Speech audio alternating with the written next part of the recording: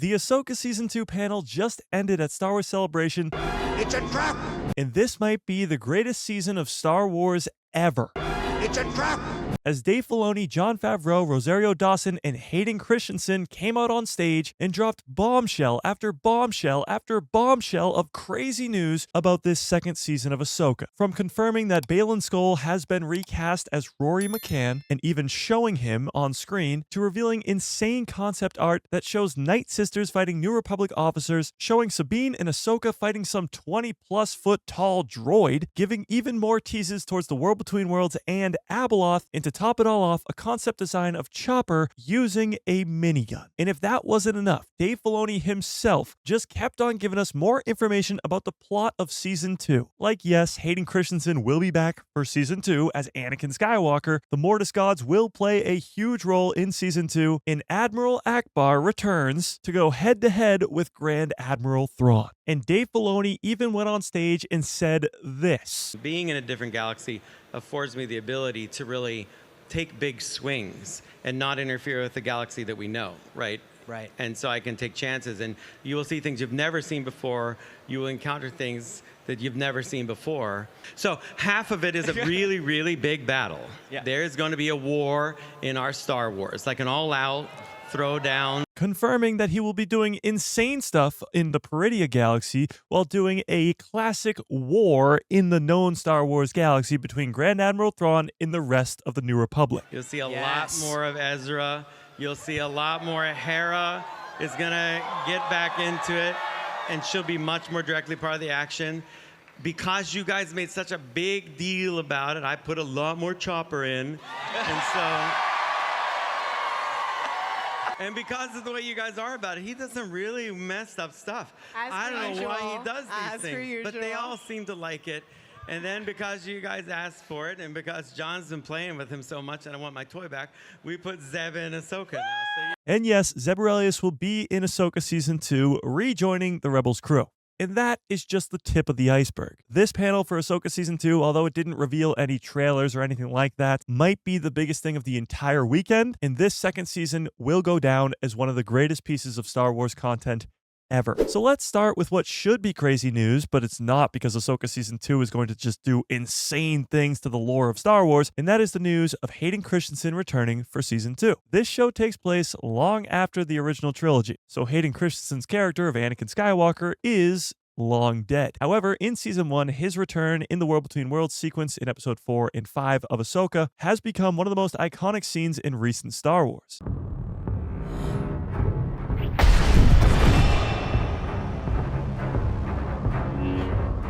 Lack conviction.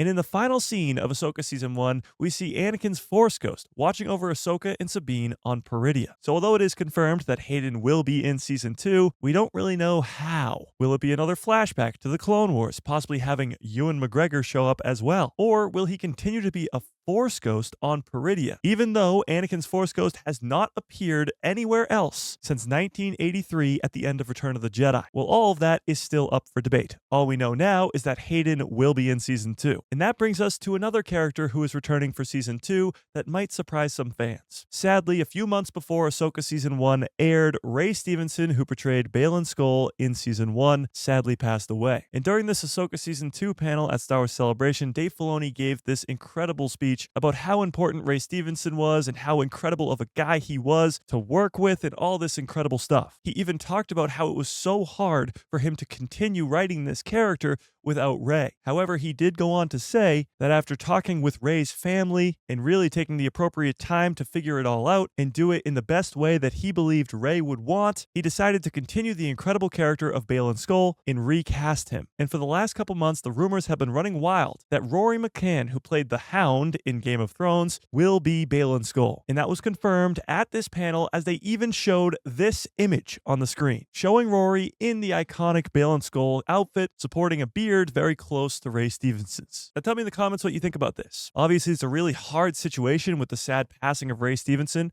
but from the looks of it, it's growing on me. I kind of like Rory as Baylan Skoll. Obviously, we would all want Ray to continue the performance. Sadly, that's just not the reality. And if you guys know me, then you know that Ahsoka is my single favorite season of any Star Wars show ever. And a lot of that has to do with the character of Baylan Skoll. So continuing that character, especially after where we left him in season 1 finale, standing on the Mortis gods, looking out into the distance at a glimmering light, possibly Abeloth in a prison, but we'll get to that in a second. The continuation of that story is very important to the plot of season 2. Speaking of plot, well, Dave Filoni wouldn't shut his mouth, and we are extremely grateful for that because he continued to give us so much information about the plot of this second season, even revealing this image on the screen of them creating Admiral Ackbar's head behind the scenes and telling us that Ackbar will go head-to-head with Grand Admiral Thrawn. Two strategical minds, one for the New Republic, one as the heir to the Empire, showing who will win in a fight for the galaxy. Now, we know that Ackbar won't die. He does appear in the sequel trilogy, where he, well,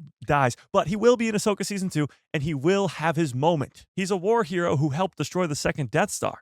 And this is actually pulling directly from the Legends Heir to the Empire trilogy, which Dave Filoni also mentioned during the panel, saying that Timothy Zahn's Legends trilogy is definitely being incorporated into what's being told right now in Ahsoka Season 2. And the reason that Grand Admiral Thrawn works so well as a villain is because he doesn't have the Force and he's such a strategical genius. Dave even points out that the Empire on screen hardly ever wins. Because we are focusing on the hero characters, they tend to win a lot. He even pointed out that one of the only victories for the Empire is the Battle of Hoth. So it seems like in Ahsoka Season 2, we are going to see a lot of Grand Admiral Thrawn winning battles. And that's not going to be very good for our heroes in the known galaxy. But the fact that Grand Admiral Thrawn and Admiral Ackbar are going head-to-head means that Ahsoka Season 2 is not only going to focus just on Sabine, Huge Wang, and Ahsoka Tano in the other universe on Peridia. Because if you forgot, Ahsoka Season 1 introduced an entire new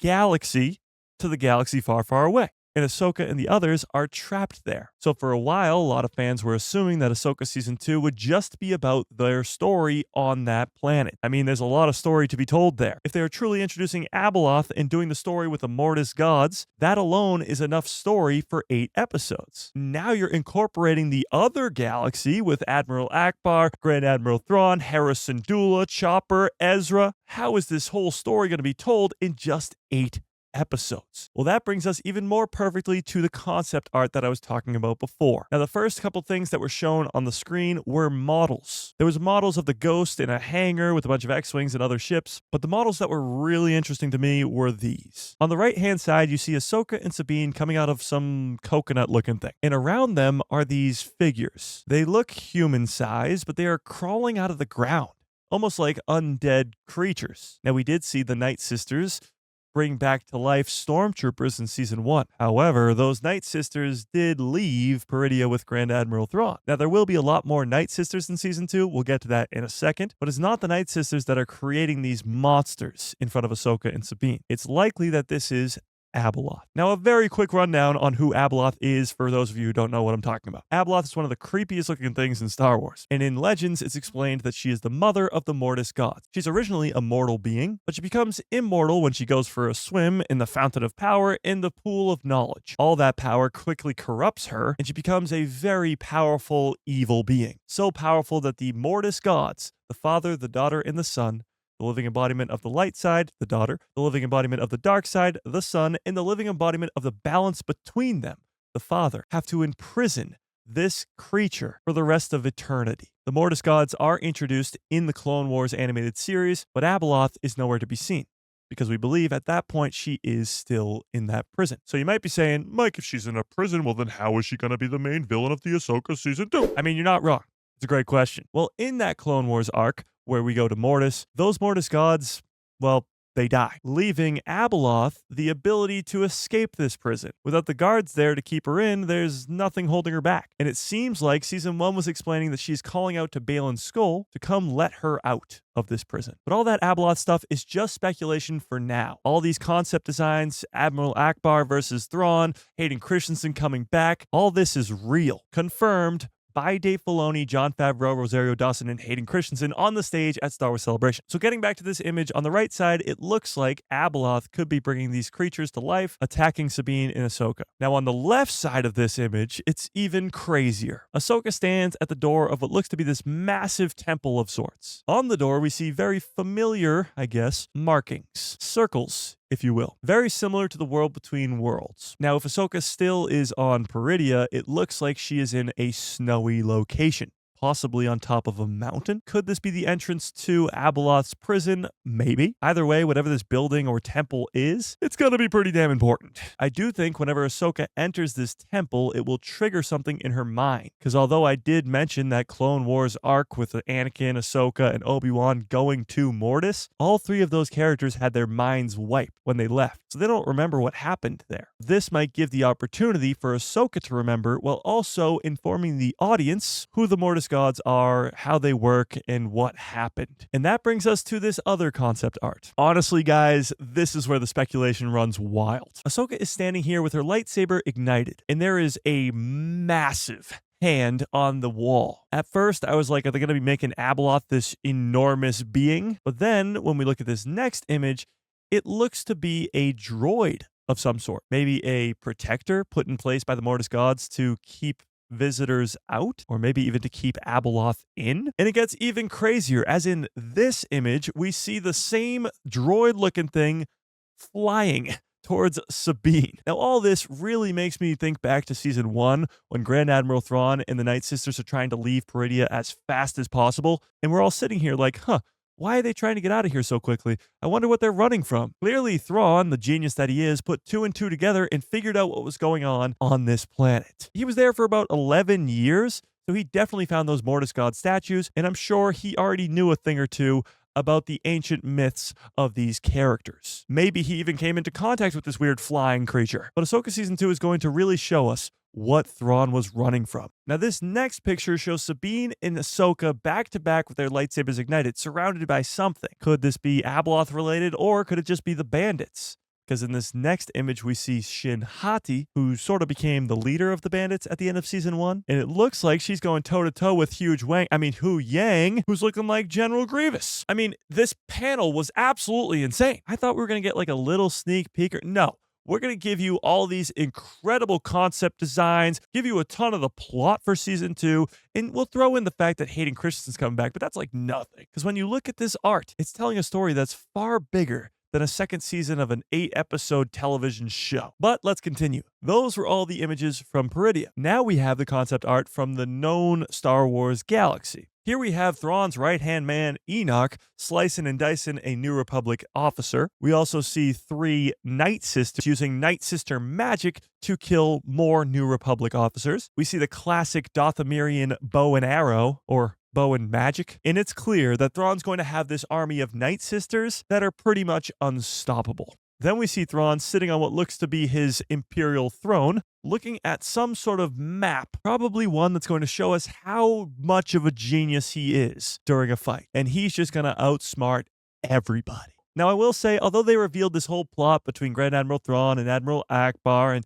it's going to be great, I think the end game for this story between Thrawn is Grand Admiral Thrawn versus General Syndulla, because Hera Syndulla and Thrawn have had this crazy backstory. They have a history together from Star Wars Rebels. Thrawn, in a way, kind of killed her husband. And we clearly see in Season 1, Hera Syndulla is not very happy that Thrawn has made his way back home. We get Ezra running, putting on his shirt as we see some pilots behind him. And we get Hera Syndulla and Chopper on what looks to be, from descriptions from people at Star Wars Celebration, Dathomir. She has infiltrated the belly of the beast, because Thrawn and the Night Sisters have set up their main base on Dathomir. And, like I mentioned at the top of the video, to top it all off, Chopper with a blaster. And not just any blaster, a massive minigun-looking blaster. So yeah, the Ahsoka Season 2 panel blew my freaking mind, giving us so much yet so little about the plot of Season 2, giving us the fact that Hayden Christensen's coming back, showing us that Rory McCann will be Baylan Skoll, telling us that Grand Admiral Thrawn will go head-to-head versus Admiral Ackbar.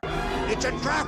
So yeah, I think I'm a little bit excited for this one. But maybe I'm crazy. You tell me in the comments. Are you excited for Ahsoka Season 2 after hearing all this craziness? Did you like Ahsoka Season 1, or are you crazy? Tell me in the comments below. Star Wars Celebration is just getting started, as yesterday we got some insane news about the next animated series following Darth Maul between the times of the Clone Wars and Star Wars Rebels. And there was a trailer shown at Star Wars Celebration, but I broke down the entire thing in this video right here.